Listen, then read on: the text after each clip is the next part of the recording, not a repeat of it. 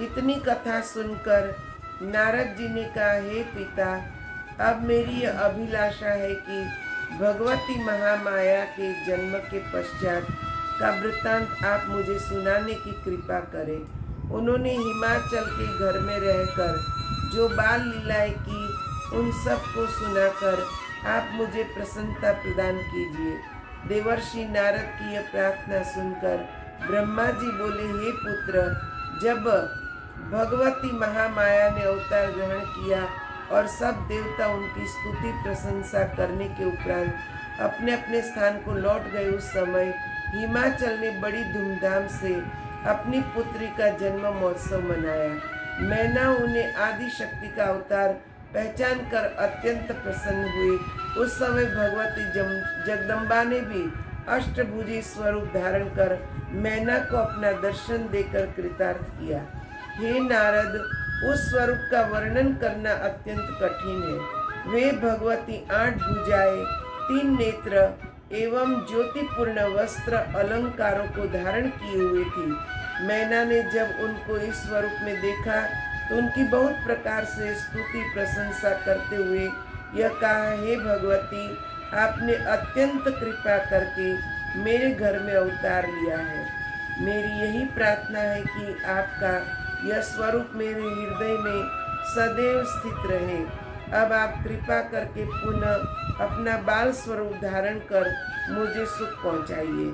हे नारद, मैना की प्रार्थना सुनकर भगवती माया ने उसे सांत्वना देते हुए कहा, हे मैना, मैंने इस समय यह स्वरूप केवल इसलिए धारण किया है ताकि तुम्हारे हृदय में यह विश्वास हो सके कि मैं वही देवी हूँ जिसे तुमने वरदान प्राप्त करते समय देखा था।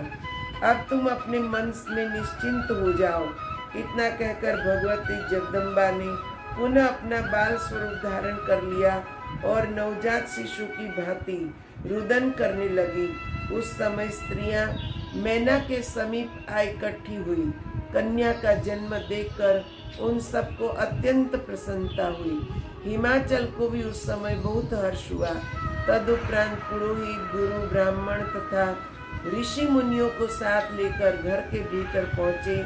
उस समय ऋषि मुनियों ने उस कन्या को देखकर कहा, हे पर्वतराज, तुम्हारे घर आदि शक्ति ने अवतार लिया है। यह सुनकर हिमाचल ने अत्यंत प्रसन्न हो ब्राह्मण तथा भिक्षुकों को बहुत सा धन दान में दिया। नगर की सब स्त्रियां भी उस समय अपने अपने श्रृंगार सजाकर बढ़ावा देने के लिए मैना के समीप आ पहुंची। हिमाचल ने रीति पूर्वक संपूर्ण संस्कारों को संपन्न किया। तदुपरांत ब्राह्मणों ने उस कन्या के नाम गिरजा, काली आदि रखे। हे नारद, बाल स्वरूप शिवरानी ने संसारी लड़कियों की भांति ही अनेक चरित्र करके माता पिता को प्रसन्न करना आरंभ किया। ज्यों ज्यों उनकी आयु बढ़ती जाती थी, वे विविध प्रकार के चरित्रों द्वारा सबको प्रसन्नता प्रदान करती थी। वे कभी गोद में लिपट कर मुस्कुराती, कभी अपनी तुतली वाणी से ऐसी बातें कहती जिनको सुनकर माता पिता को अत्यंत प्रसन्नता प्राप्त होती। कुछ समय में ही उन्हें उमा, शिवा आदि नामों से पुकारा जाने लगा। बड़ी होकर जब उन्होंने तपस्या करने के लिए वन में जाने का विचार किया, उस समय मैना ने चिंतित होकर उन्हें नहीं जाने दिया। पर्वतराज हिमाचल यद्यपि अनेक संतानों के पिता थे, तो भी उनका सबसे अधिक प्रेम गिरजा पर ही रहता था। गिरजा दिन प्रतिदिन चंद्रमा की कला की भांति बढ़ती जाती थी। कभी वे कौड़ियों का खेल खेलती, कभी गंगा जी के जल में विहार किया करती। संसारी रीति के अनुसार उन्होंने विद्या अध्ययन भी प्रारंभ किया और कुछ ही समय में संपूर्ण विद्याओं का निधान हो गई।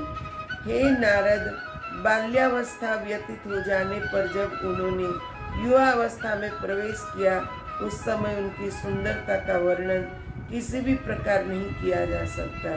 वह ऐसी अनन्य स्वरूपा थी कि उन्हें उत्पन्न करने के पश्चात मैं उन जैसी सुंदरता अन्य किसी भी प्राणी को प्रदान नहीं कर सका। मानो गिरजा को उत्पन्न करने के पश्चात मेरा सृष्टि रचना का संपूर्ण परिश्रम सफल हो गया हो। जिन लक्ष्मी जी को मैंने अत्यंत प्रेम पूर्वक समुद्र से निकाला था, उन्हें भी गिरजा के समान कहते हुए मुझे लज्जा का अनुभव होता है। गिरजा के समान अन्य किसी को न पाकर मैं उन्हें केवल निरूप में कहकर ही मौन हो जाता हूँ। तीनों लोकों में उन जैसी अन्य कोई नहीं है।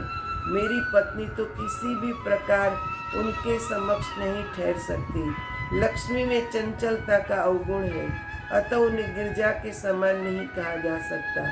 रति तथा भगवान विष्णु के मोहिनी रूप की महिमा भी उनके सौंदर्य के समक्ष नहीं ठहर सकती। इसलिए यही कहना उचित है कि वे अपनी उपमा आप ही थी। ओम नमः शिवाय। अब